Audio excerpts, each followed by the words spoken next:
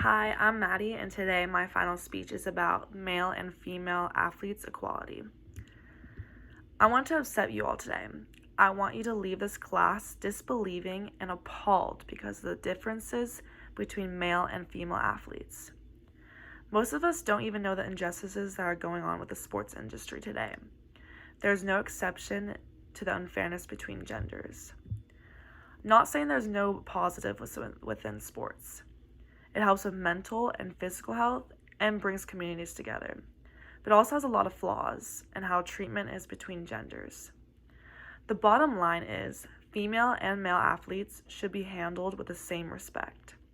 Female athletes have been treated unethically by the wage, by the media, and by the physical conditions of the environment they perform in. Future athletes shouldn't be discriminated against because of their gender. I know that sounds demanding, but are you shocked that gender equality is still an ongoing problem?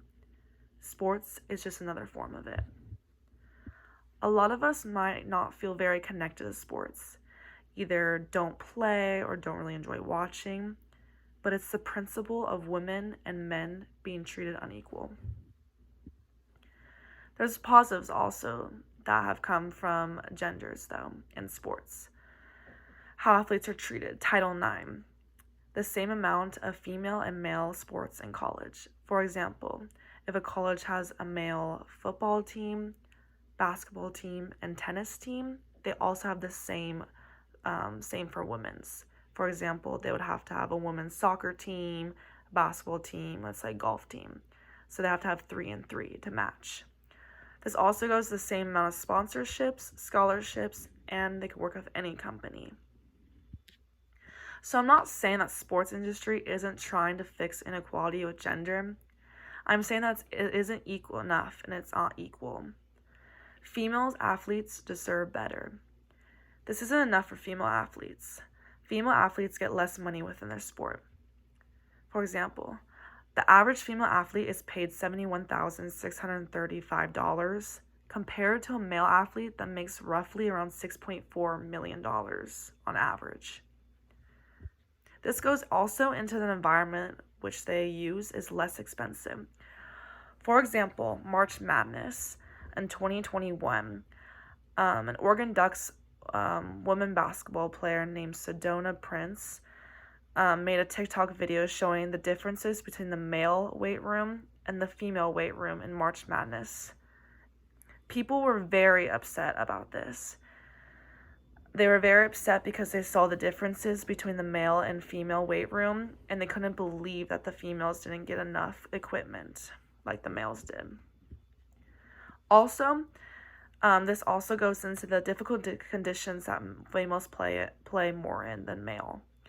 At the 2015 Women's World Cup in Canada, players were forced to compete on artificial turf rather than grass, which many blame for a range of injuries. I know personally, as a soccer player, I'd rather play on grass than turf because it's easier on your body. Also, media coverage is not as huge as males. I read this article called The Imbalance of Media Coverage for Male and Female Athletes. A friend of mine, this is what he said. A friend of mine recently placed second in the major half marathon. I was so excited for her.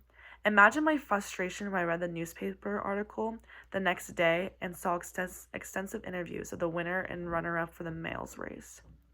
Surely they interviewed my friend, the female runner-up, I thought.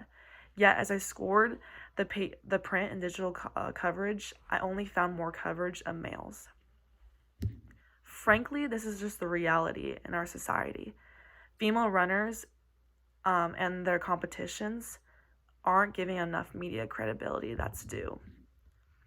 He also made a very good point and said, I wonder how many more girls would be inspired to run if they were able to see strong female runners winning the race. And how many boys would develop greater respect for female athletes. This bleeds into stereotypes of female athletes compared to males. Getting called names for being way too competitive, and getting canceled for celebrations. For example, the U.S. women's national team soccer, Alex Morgan did a tea sipping celebration like this after she scored in the World Cup and got a lot of backlash because it was too mean and disrespectful to the other team. Another one is Brandi Chastain after scoring the winning penalty kick in the Women's World Cup final. She ripped off her shirt in a memorable goal celebration.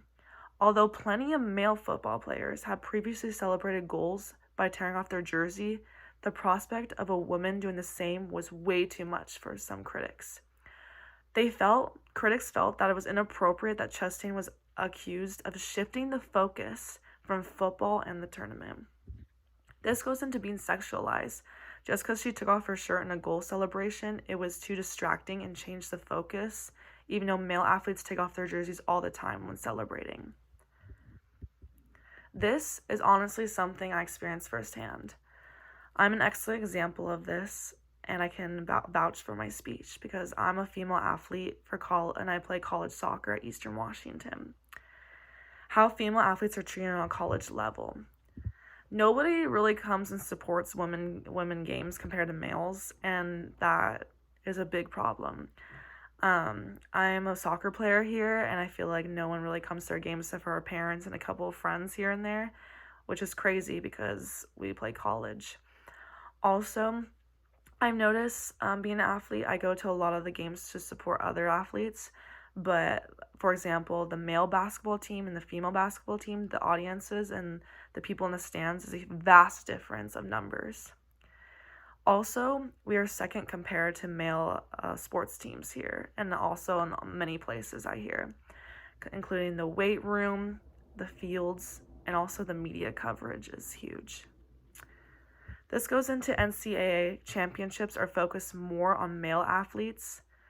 For example, not as much money goes into the women's championship. For example, my basketball example in the weight room, they saw the crazy disbelief that the male weight room was actually a weight room and the women's weight room was just like a couple dumbbells for them to lift.